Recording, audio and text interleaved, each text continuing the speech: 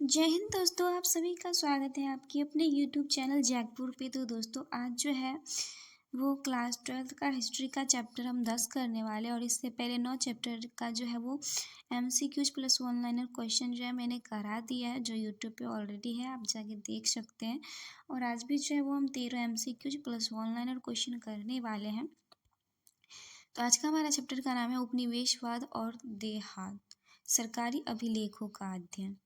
तो चलिए पहला क्वेश्चन स्टार्ट करते हैं।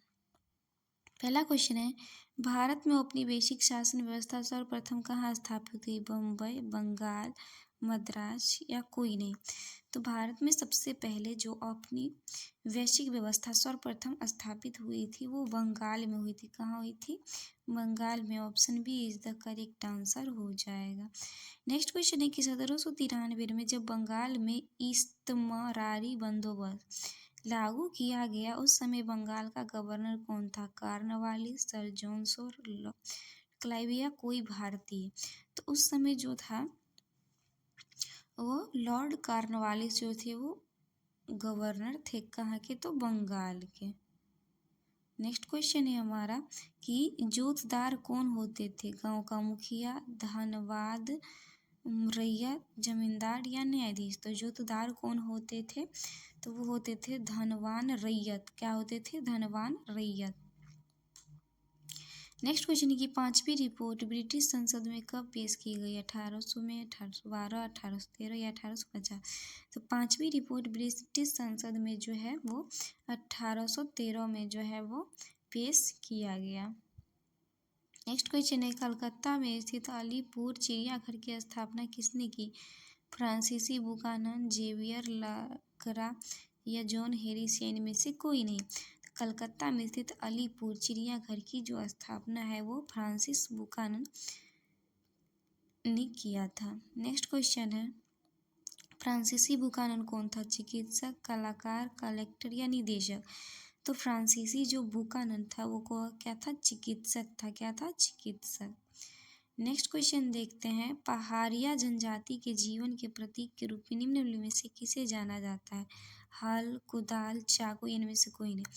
तो पहाड़िया जनजाति के जीवन के प्रतीक के रूप में जो है वो हल को जाना जाता है। Option A is the correct answer हो जाएगा। नेक्स्ट क्वेश्चन है, गुंजरिया क्या है? पर्वत, नदी, झरना, शहर? तो गुंजरिया क्या है? तो गुंजरिया जो है वो पर्वत है। किस विद्रोह के परिणाम के रूप में संथाल परगने का निर्माण हुआ? मुंडा विद्रोह, तिलका विद्रोह, संथाल विद्रोह, इनमें से कोई नहीं? तो इसका आंसर हमारा क्या हो जाएगा? ऑप्शन ए, मुंडा विद्रोह के परिणाम के रूप में संथाल परगने का जो है निर्माण हुआ। 10 नंबर क्वेश्चन है, संथाल विद्रोह कब हुआ था? 1855, 1830, 1821 या 1809? तो संथाल विद्रोह जो है वो 1855 में हुआ था। Option A is the correct answer हो जाए। नेक्स्ट क्वेश्चन है हमारा कि मैनचेस्टर कॉटन कंपनी का निर्माण कब हुआ? 1857, 1858, 1859 या 1860? तो मैनचेस्टर कॉटन सिटी का जो निर्माण हुआ 1859 में हुआ था। Option C is the correct answer हो जाएगा। नेक्स्ट क्वेश्चन देखते हैं, दक्कन दंगा आयोग द्वारा प्रस्तुत रिपोर्ट ब्रिटिश संसद में कब पेश की गई? तो दक्कन दंगा आयोग द्वारा प्रस्तुत रिपोर्ट ब्रिटिश संसद में जो है वो 1878 में पेश किया गया। Option D is the correct answer हो जाएगा। नेक्स्ट क्वेश्चन है और लास्ट क्वेश्चन है MCQs का, दामीन एको क्या है? संथालों की भूमि, उपाधि, जागीर, इनमें से कोई नहीं? तो दामीन एको क्या है? संथालों की भूमि है। Option A is the correct answer हो जाएगा। अति लघु उत्तरीय प्रश्न देखते हैं, उपनिवेशवाद से क्या समझते हैं? उपनिवेशवाद एक ऐसी प्रक्रिया है जिसके अंतर्गत औपनिवेशिक राष्ट्र उपनिवेश के आर्थिक, प्राकृतिक तथा मानवीय संसाधनों का प्रयोग अपने हितों के लिए करता है और अपने इन उद्देश्यों की पूर्ति करने के लिए इन राष्ट्र पर अपना नियंत्रण स्थापित करता है। नेक्स्ट क्वेश्चन देखते हैं, हल और कुदाल के बीच संघर्ष का क्या अर्थ है?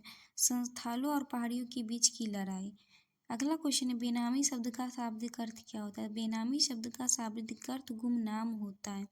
4 नंबर क्वेश्चन देखेंगे।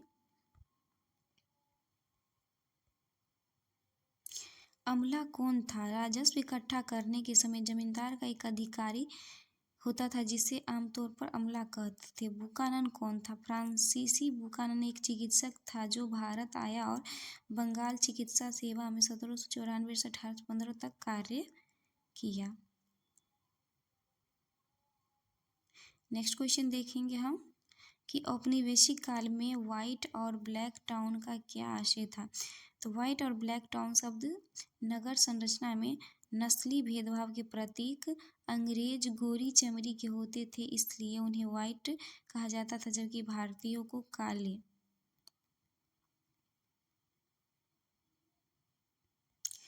नेक्स्ट क्वेश्चन है कि बम्बई दक्कन में ब्रिटिश द्वारा लागू की गई राजस्व प्रणाली का नाम बताएं। तो अंग्रेज सरकार द्वारा बम्बई दक्कन में लागू की गई राजस्व प्रणाली को रैयतवाड़ी व्यवस्था जो है वो कहा जाता है। नेक्स्ट क्वेश्चन है कि बंगाल के स्थायी बंदोबस्त की कोई 2 विशेषता लिखिए। जमींदारों को लगान वसूली के साथ भूस्वामी के अधिकार भी प्राप्त हुए।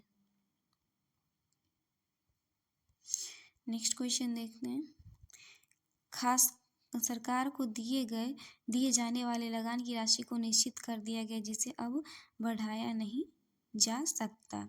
नेक्स्ट क्वेश्चन हम देखेंगे 9 नंबर कि अंग्रेजों द्वारा भारत में उपनिवेश की स्थापना का मुख्य उद्देश्य था। अंग्रेजों का उद्देश्य व्यापार करना जिससे मुख्य रूप से इंग्लैंड में बनी वस्तुएं भारत में बेचना था।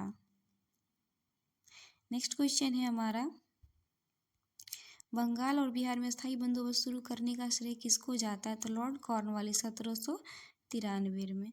अगला क्वेश्चन, ईस्ट इंडिया कंपनी की स्थापना कब हुई? 1600 ईस्वी में हुआ था। दोस्तों वीडियो को लाइक और चैनल को सब्सक्राइब जरूर कर दीजिएगा।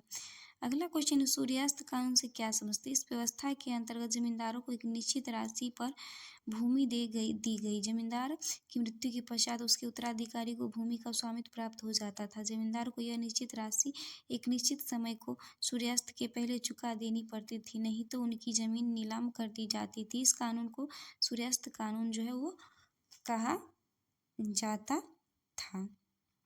अगला क्वेश्चन देखेंगे दोस्तों, हमारा अगला क्वेश्चन है इस वीडियो का लास्ट और आखिरी क्वेश्चन है, झूम खेती से आप क्या समझते हैं? झूम कृषि एक आदिम प्रकार की कृषि है जिससे पहले वृक्षों तथा वनस्पतियों को काटकर उन्हें जला दिया जाता है और साफ की गई भूमि को पुराने उपकरणों जैसे लकड़ी के हलों आदि से जुताई करके बीज बो दिए जाते हैं। जब तक मिट्टी में उर्वरता विद्यमान रहती है इस भूमि खेती की जाती है। झारखंड में झूम कृषि को कुरुआ कहा जाता है। तो दोस्तों यही था हमारा आज का क्या है MCQs plus 1 liner question. I hope आप लोगों को अच्छा लगा होगा। तो वीडियो को लाइक, चैनल को सब्सक्राइब जरूर कर दीजिएगा। Thanks for watching the video.